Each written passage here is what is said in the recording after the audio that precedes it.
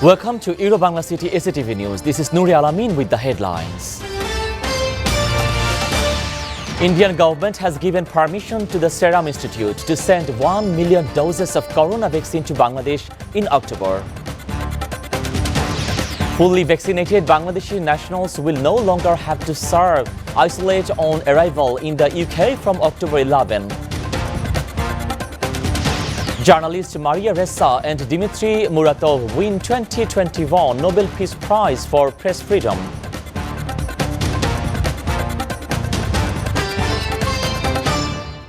The government of India has given permission to the Serum Institute of India to send 1 million doses of corona vaccine to Bangladesh. Prakash Kumar Singh, director of Serum, last August applied to Indian Health Minister Mansukh Mandaviya for permission to export the vaccine, citing an agreement to supply the AstraZeneca vaccine. Later on, Health Minister Mandaviya said in an announcement on September 20 that she would vaccinate Bangladesh, Nepal and Myanmar this month under the Vaccine Alliance. Serum signed an agreement with Beximco to supply Covishield vaccine in Bangladesh.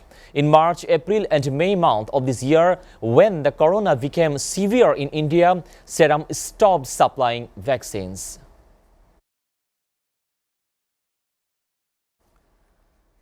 Bangladesh will be added to the UK government's list of countries and territories with approved proof of vaccination. It means arrival with vaccination status certificates will be recognized for travel to the country starting October 11. This approval will be effective from 4 a.m. to October 11, according to an announcement from the UK's Department for Transport. According to this list, people fully vaccinated with UK-approved vaccines will no longer require a 10-day hotel or home quarantine and a COVID-19 pre-departure test. October 20 is the holy Eid Milad-un-Nabi. The moon of the holy month of Rabiul Awal was not seen anywhere in the sky of Bangladesh on Thursday. The counting of the holy month of Rabiul Awal will start from Saturday, October 9.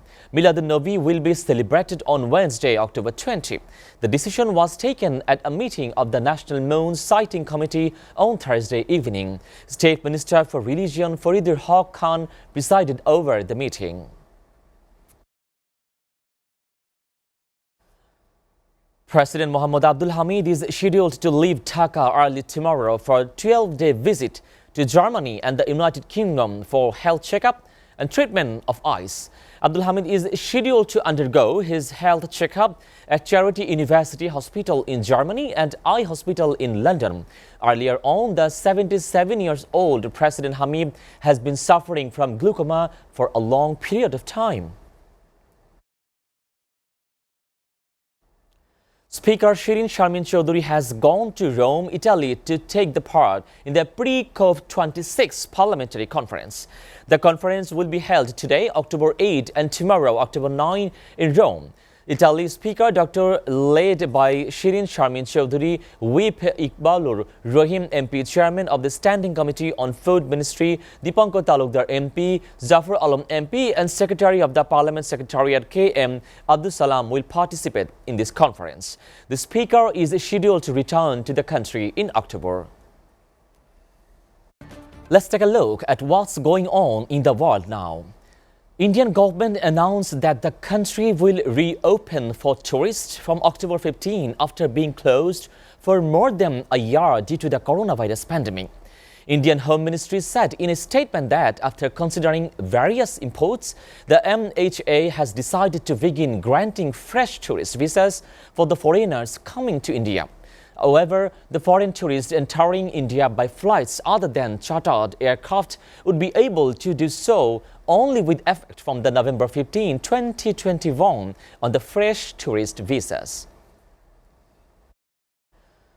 Meanwhile, a report by the Wall Street Journal said a small force of the U.S. Marine and Special Operators have been secretly training troops in Taiwan on a rotational basis for at least a year amid growing concern over China.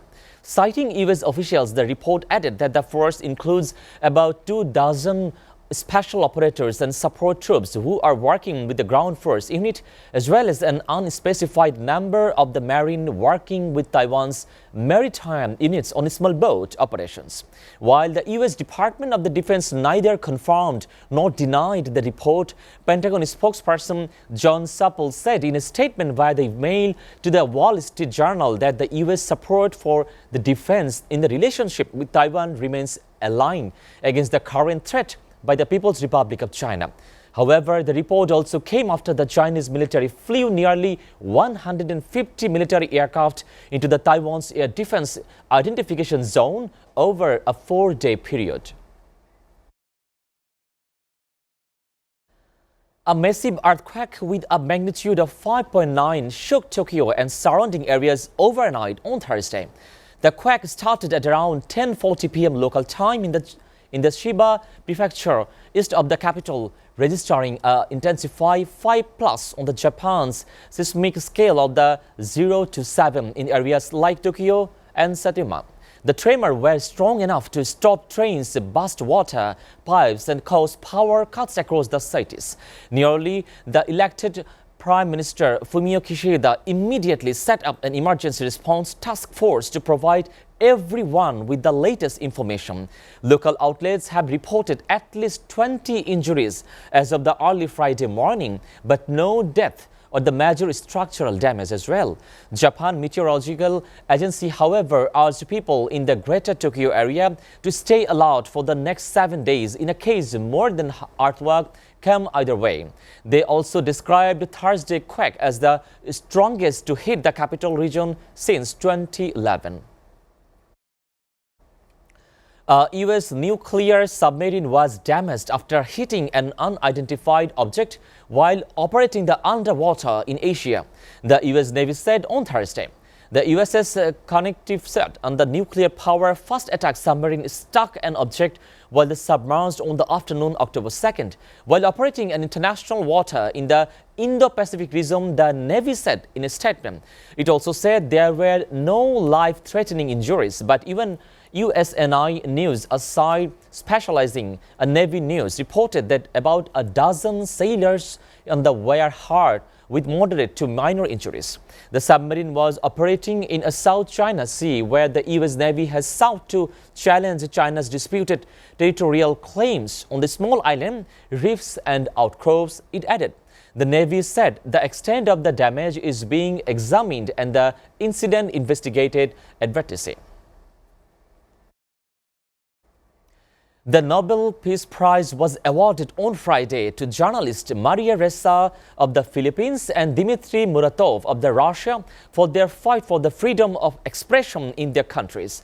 Ms. Ressa and Mr. Muratov are receiving the Peace Prize for courageous fight for freedom of expression in the Philippines and Russia, chairwoman on the Brett Ressa Anderson of the Norway Nobel Committee told a new conference. At a small time, they are the representative of all journalists who stand up for the ideal in the world in which democracy and freedom of the press face increasingly adverse conditions. She also added, the prize is the first for journalists since the German Karl von Ossietzky won its 1935 for the revealing his country's secret post-war rearmament program.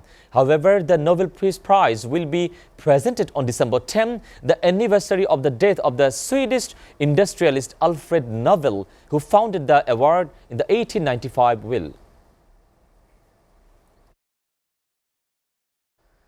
A story from the sports world. A U.S. judge has recommended dismissing the civil rape case against Cristiano Ronaldo over an incident in Las Vegas more than a decade ago. A U.S. judge has recommended dismissing the civil rape case against Cristiano Ronaldo over the incident in Las Vegas more than a decade ago. Kathin Mayorga, a former model, alleges that Ronaldo attacked her in a hotel room in 2009. However, the Portuguese international always denied allegation of the sexual assault, insisting their encounter was consensual. In a recommendation on file on Wednesday, Magistrate Judge Daniel Albrecht recommended that Ronaldo's motion to terminate the case be granted. albeit whose recommendation will be reviewed by the separate judge who is actually hearing in case blamed Mayorga's lawyers for the move, saying they had based their case in the lead communication between Ronaldo and his legal team, which were privileged. But if the court doesn't grant case terminating the sanctions, actions could have far-reaching dangerous consequences of the legitimacy of the judicial process. Before ending, we go to the Euro-Bangla City SATV News headlines again. Indian government has given permission to the Serum Institute to send 1 million doses to corona vaccine to Bangladesh in October. Fully vaccinated Bangladeshi nationals will no longer have to self-isolate on arrival in the UK from October 11. Journalist Maria Ressa and Dmitry Muratov win 2021 Nobel Peace Prize for the press freedom.